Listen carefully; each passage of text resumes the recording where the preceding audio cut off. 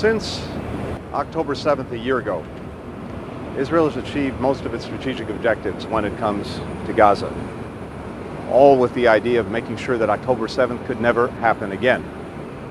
In the space of a year, it's managed to dismantle Hamas's military capacity. It's destroyed a bunch of its arsenal. It's eliminated its senior leadership, including, most recently, Yahya Sinwar. This has come at the cost, great cost, to Palestinian civilians in Gaza. Now is the time to turn those successes into an enduring strategic success.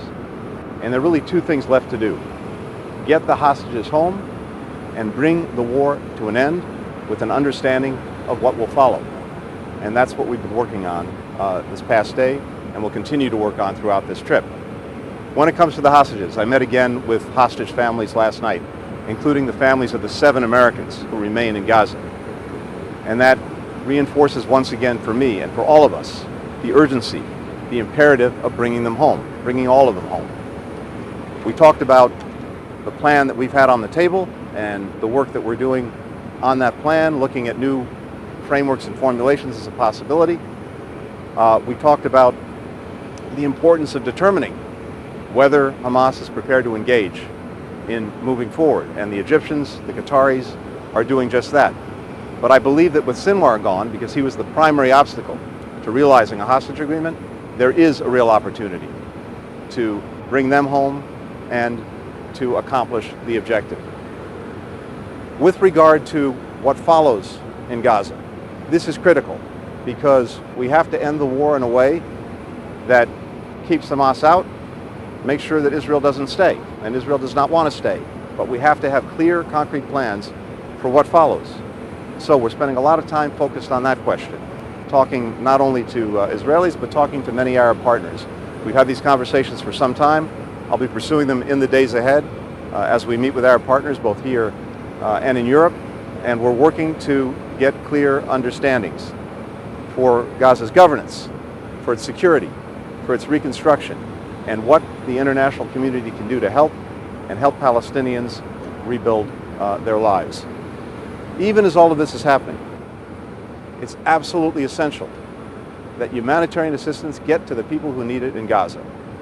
And as you know, a couple of weeks ago, Secretary Austin and I wrote to the Defense Minister, Strategic Affairs Minister, with a list of things that need to happen in order for assistance to get more effectively to people who need that assistance. So we went over that in some detail yesterday, and I can report that there's progress made, which is good, but more progress needs to be made. And most critically, it needs to be sustained. Even as we're dealing with Gaza, with the hostages, with the humanitarian situation, it's also been an imperative for us to try to make sure that this conflict doesn't spread. We are resolute in our defense of Israel when it comes to attacks it's receiving from Iran's proxies. And we stand with Israel and will always stand with Israel in its defense. It's also very important that Israel respond in ways that do not create greater escalation and do not risk spreading the conflict. With Hezbollah and Lebanon, we're working intensely to reach agreements on the effective implementation of 1701, the UN Security Council resolution that many years ago should have avoided what we're seeing now, but didn't because it's never been implemented. We reject any Israeli reoccupation of Gaza. I said so in Tokyo a year ago. It's been U.S. policy. It will remain U.S. policy. And it's also, to the best of my understanding, the policy of the Israeli government. That's what I heard from the Prime Minister, who is the authoritative word on these things. So whatever they say, whether it's retired generals or some members of the government, that is not the policy of the government, and it is certainly not the policy of the United States. We reject it.